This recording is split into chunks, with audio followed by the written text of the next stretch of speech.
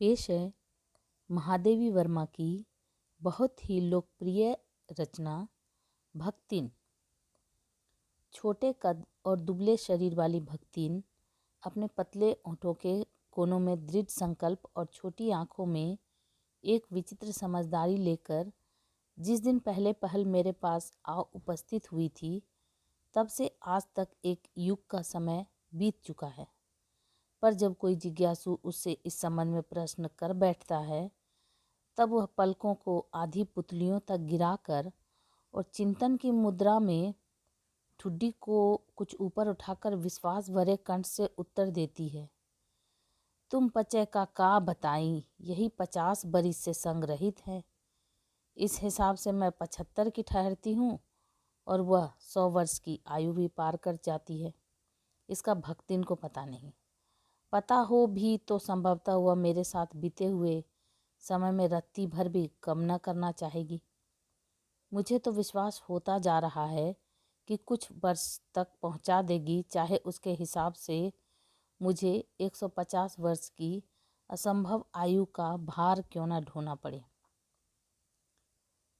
सेवक धर्म में हनुमान जी से स्पर्धा करने वाली भक्तिन किसी अंजना की पुत्री न होकर एक अनाम धन्या गोपालिका की कन्या है। नाम है लक्ष्मी अर्थात लक्ष्मी। पर जैसे मेरे नाम की विशालता मेरे लिए दुर्लभ है, वैसे ही लक्ष्मी की समृद्धि भक्ति के कपाल की कुंचित रेखाओं में नहीं बन सकी। वैसे तो जीवन में प्रायः सभी को अपने अपने नाम का विरोधाभास लेकर जीना पड़ता है, पर भक्तिन बहुत समझदार है, क्योंकि वह अपना समृद्धि सूचक नाम किसी को बताती नहीं। केवल जब नौकरी की खोज में आई थी, तब ईमानदारी का परिचय देने के लिए उसने शेष इतिवृत्त के साथ यह भी बता दिया, पर इस प्रार्थना के साथ कि मैं कभी इस नाम का उपयोग न करूं। उपनाम रखने की प्रतिमा होती तो मैं सबसे पहले उसका उपयोग अपने ऊपर करती। इस तथ्य को देहातिन क्या जाने। इसी से जब मैंने कंठीमाला देखकर उसका नया नामकरण किया, तब वह भक्तिन जैसे कवित्वहीन नाम को पाकर भी गदगद हो उठी। भक्तिन के जीवन का इतिवृत्त बिना जाने हुए उनके स्वभाव को पूर्णतः क्या अंशतः समझना भी कठिन होगा। वह एक ऐतिहासिक झूंसी में गांव प्रसिद्ध एक अहीर सूरमा की इकलौती बेटी ही नहीं, विमाता की किंवदंती बन जाने वाली ममता की काया में भी पली है। 5 वर्ष की वय में उसे हड़िया ग्राम के एक संपन्न गोपालक की सबसे छोटी पुत्रवधू बनाकर पिता ने शास्त्र से 2 पग आगे रहने की ख्याति कमाई और 9 वर्षीय युवती का गौना देकर विमाता ने बिना मांगे पराया धन लौटाने वाले महाजन का पुण्य लूटा। पिता का उस पर अगाध प्रेम होने के कारण स्वभावतः ईर्ष्यालु और संपत्ति की रक्षा में सतर्क विमाता ने उनके मरणांतक रोग का समाचार तब भेजा जब वह मृत्यु की सूचना भी बन चुका था। रोने पीटने के अपशकुन से बचने के लिए सास ने भी उसे कुछ नहीं बताया। बहुत दिन से नहर नहीं गई, सो जाकर देख आवे, यही कहकर और पहना उड़ाकर सास ने उसे विदा कर दिया। इस अप्रत्याशित अनुग्रह ने उसे पैरों में जो पंख लगा दिए थे, वह गांव की सीमा में पहुंचते ही झड़ गए। हाय लक्ष्मी अब आई कि अस्पष्ट पुनरावृत्तियां और अस्पष्ट सहानुभूतिपूर्ण दृष्टियां उसे घर तक ठेल ले गई, पर वहां न पिता का चिन्ह शेष था, न विमाता के व्यवहार में शिष्टाचार का लेश था। दुख से शिथिल और अपमान से जलती हुई वह उस घर में पानी भी बिना पिए उल्टे पैरों ससुराल लौट पड़ी। सास को खरी खोटी सुनाकर उसने विमाता पर आया हुआ क्रोध शांत किया और पति के ऊपर गहने फेंक फेंक कर उसने पिता के चिर विछोह की मर्म व्यथा व्यक्त की। जीवन के दूसरे परिच्छेद में भी सुख की अपेक्षा दुख ही अधिक है। जब उसने गेहुए रंग और बटिया जैसे मुख वाली पहली कन्या के 2 संस्करण और कर डाले, तब सास और जिठानियों ने ओठ बिचकाकर उपेक्षा प्रकट की। उचित भी था, क्योंकि सास 3-3 कमाऊ वीरों की विधात्री बनकर मचिया के ऊपर विराजमान पुरखिन के पद पर अभिशक्त हो चुकी थी और दोनों जिठानियां काक भुशुंडी जैसे काले लालों की क्रमबद्ध सृष्टि करके इस पद के लिए उम्मीदवार थी। छोटी बहू के लीक छोड़कर चलने के कारण उसे दंड मिलना आवश्यक हो गया। जिठानियां बैठकर लोक चर्चा करती और उनके कलूटे लड़के धूल उड़ाते। वह मट्ठा फेरती, कूटती, पीसती, रांगती और उसकी नन्ही लड़कियां गोबर उठाती, कंडे पाथती। जिठानियां अपने भात पर सफ़ेद राब रखकर गाढ़ा दूध डालती और अपने गुड़ की डली के साथ कठौती में मट्ठा पीती। उसकी लड़कियां चने बाजरे की घुघड़ी चबाती। इस दंड विधान के भीतर कोई ऐसी धारा नहीं थी जिसके अनुसार खोटे सिक्कों की टकसाल जैसी पत्नी के पति को विरक्त किया जा सकता। सारी चुगली चबाई की परिणति उसके पत्नी प्रेम को बढ़ाकर ही होती थी। जिठानियां बात बात पर घमाघम कूटी पीटी जाती थी, पर उसके पति ने उसे कभी उंगली भी नहीं छुआई। वह बड़े बाप की बड़ी बात वाली बेटी को पहचानता था।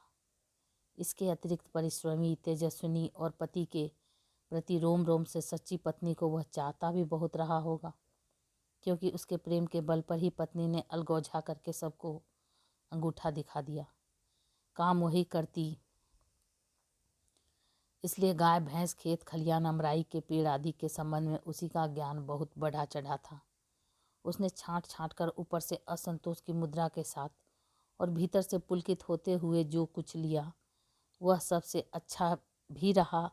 साथ ही परिश्रमी दंपति के निरंतर प्रयास से उसका सोना बन जाना भी स्वाभाविक हो गया।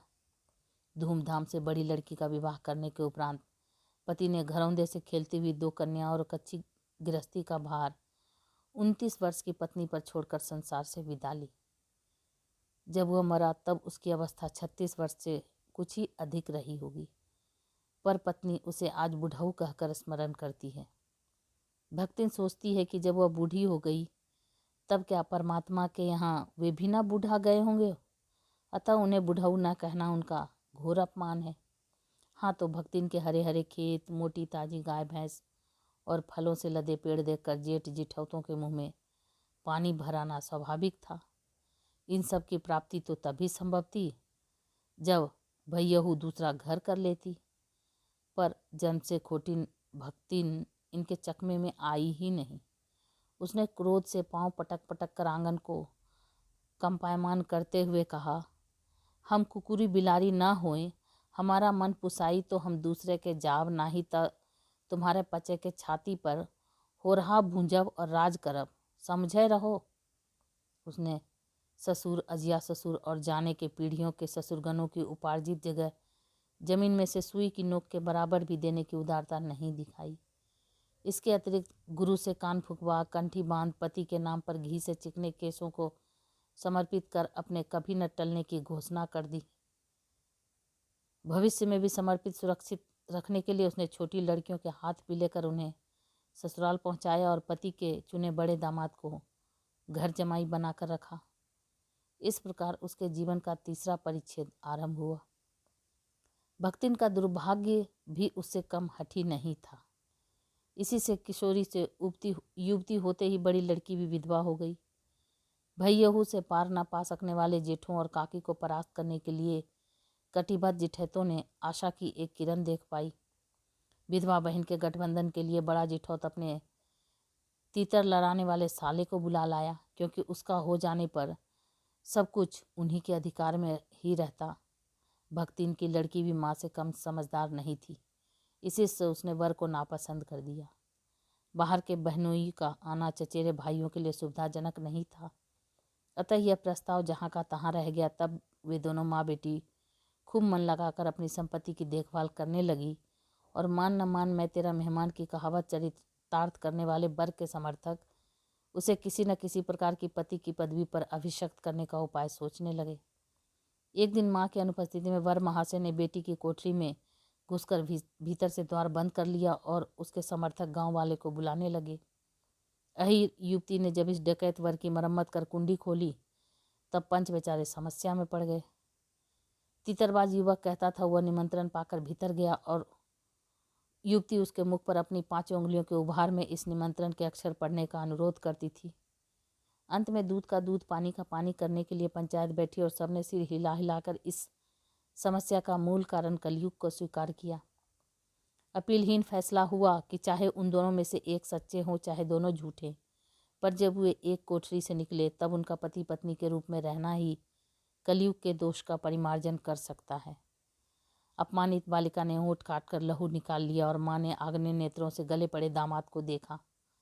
सब कुछ सुखकर नहीं हुआ, क्योंकि दामाद अब निश्चिंत होकर तीतर लड़ाता था और बेटी विवश क्रोध से जलती रहती थी। इतने यत्न से संभाले हुए गाय, ढोर, खेती बाड़ी सब पारिवारिक द्वेष में ऐसे झुलस गए कि लगान अदा करना भी भारी हो गया। सुख से रहने की कौन कहे। अंत में एक बार लगान न पहुंचने पर जमींदार ने भक्तिन को बुलाकर दिन भर कड़ी धूप में रखा। यह अपमान तो उसकी कर्मठता में सबसे बड़ा कलंक बन गया। अतः दूसरे ही दिन भक्ति कमाई के विचार से शहर आ पहुंची। घुटी हुई चांद को मोटी मैली धोती से ढाके और मानो सब प्रकार की आहट सुनने के लिए एक कान कपड़े से बाहर निकाले हुए भक्तिन जब मेरे यहाँ सेवक धर्म में दीक्षित हुई, तब उसके जीवन के चौथे और संभवतः अंतिम परिच्छेद का जो अर्थ हुआ, इसकी इति अभी दूर है। भक्तिन के वेश में गृहस्थ और वैरागी का सम्मिश्रण देखकर मैंने शंका से प्रश्न किया, क्या तुम खाना बनाना जानती हो? उत्तर में उसने ऊपर से होंठ को सिकोड़े और नीचे के अधर को कुछ बढ़ा चढ़ाकर आश्वासन की मुद्रा के साथ कहा, ई कौन बड़ी बात आए। रोटी बनाए जानित हैं, दाल रांध लेत हैं, साग भाजी छौंक सकित हैं, और बाकी का रहा।